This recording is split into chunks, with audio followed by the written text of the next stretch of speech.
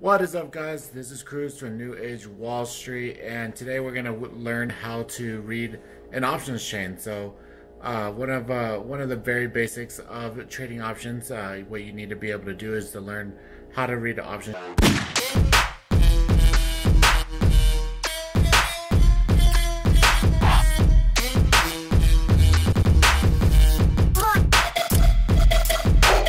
What's up, guys? This is Cruz from New Age Wall Street, and let's go ahead and jump right in. We're learning how to read an option chain here today, so I'm going to use my Thinkorswim option chain here today, as you guys can go ahead and see.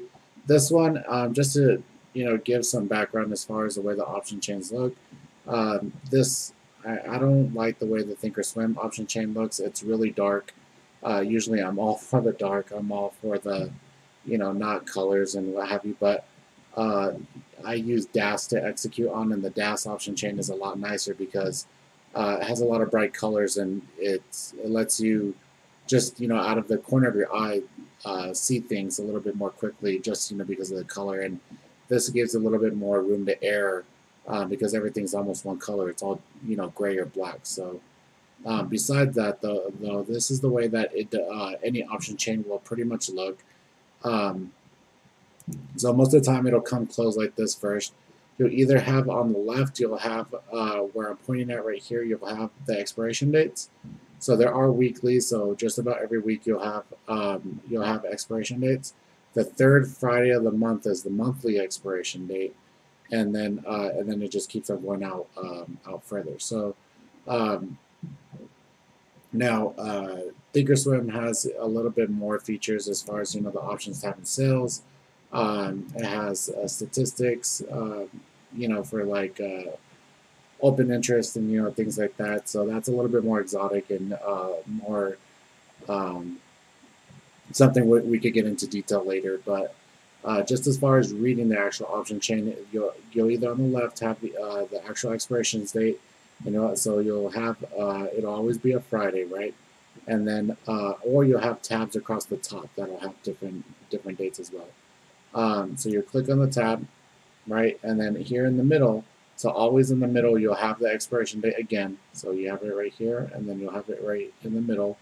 And then usually off to the right, you'll have what's called the strike price. So that's your guess.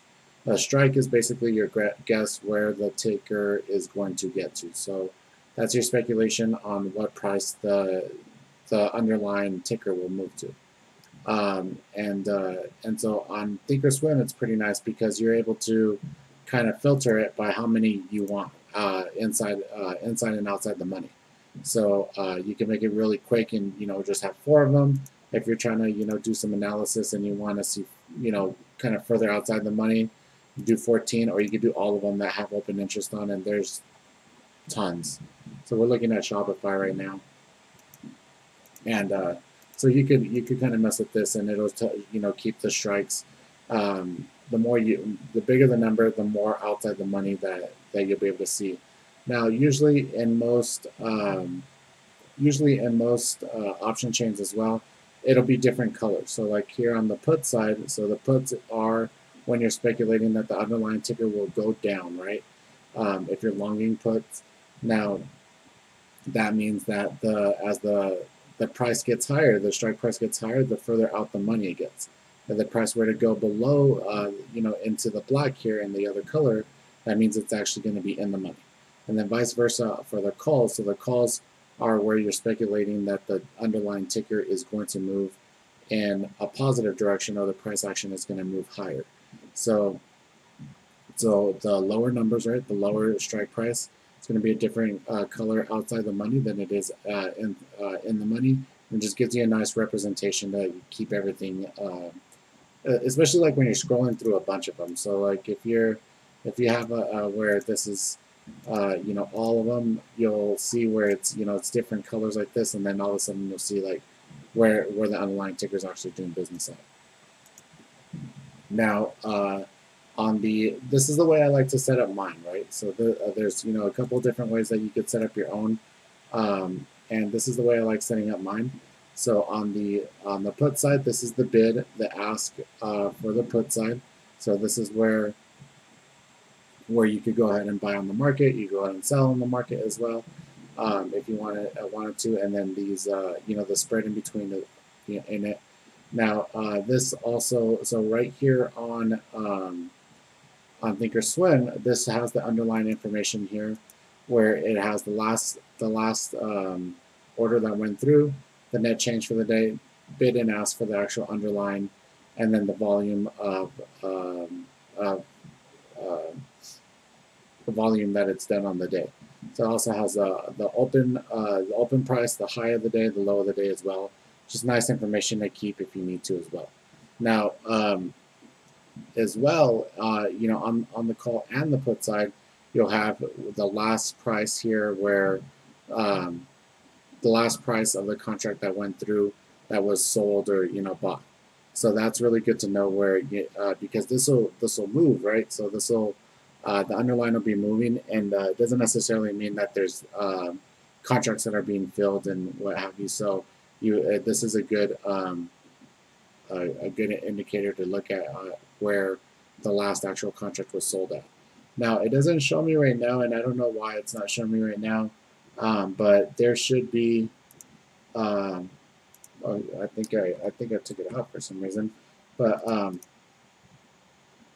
I usually have where it has the volume as well.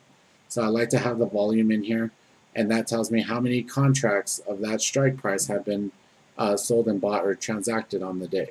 So that helps me with liquidity to know if it's going to be hard or harder not to be able to get in and out, or I'm going to get stuck being in this in this instrument.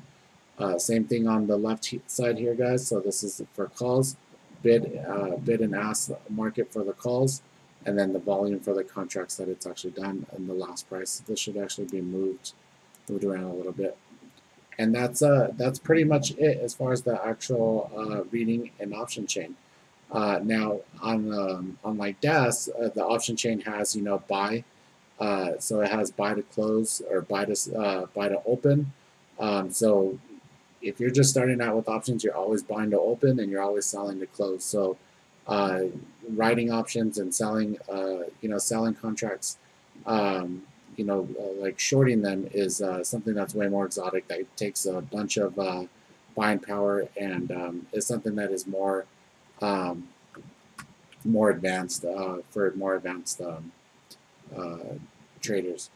But that's it. I just wanted to go over that. Now, just as a little kicker here, and how I trade. So if I'm just longing calls or puts, I always pick the very next strike price that I speculate that the ticker is going to move in. So for example, I'll show my trade from Friday. This was Amazon, and right here in this consolidation where it was hitting this resistance at the top, I wanted to get some puts, so since I couldn't get over this area right here. So if the price was 1753.37, what I did then is I came over to my option chain, and then I type in my ticker, and then you have where the price is doing business. So currently it was in between 1755 and 1752, right? So the ones that that have more volume though are 1750. So I went and I bought 1750 puts here on the put side, just the very next strike price that I was speculating that the direction of the ticker to move it. Then I just go ahead and stay in. I press buy to open to actually get in the trade, right? So I buy to open, and then I stay in until I get my my profit target. So my first profit target was here at the support at 1747. I went. Then you go into your option chain and you press sell to close, and that's pretty much it, guys. So just wanted to go over that real quick and make a quick video for the people that do ask and aren't too sure how to read an option chain. It's pretty quick and easy. But that is it. So if you guys got to pick a bias, make sure you stay money bias. Catch you guys in the next video.